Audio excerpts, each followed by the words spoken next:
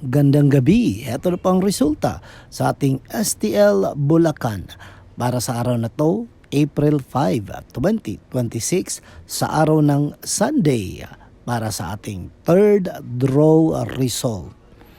Ihanda nyo na mga tickets nyo at heto na ang resulta ngayong gabi.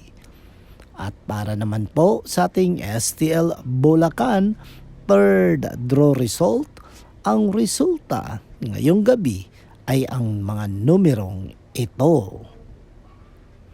Dapat ang ating perang pinaghirapan ay maglaan tayo para sa ating ipon.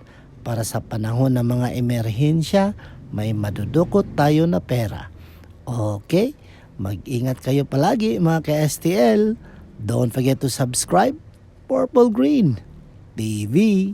Paki-like, share at comment po. Thank you. Ingat kayo palagi.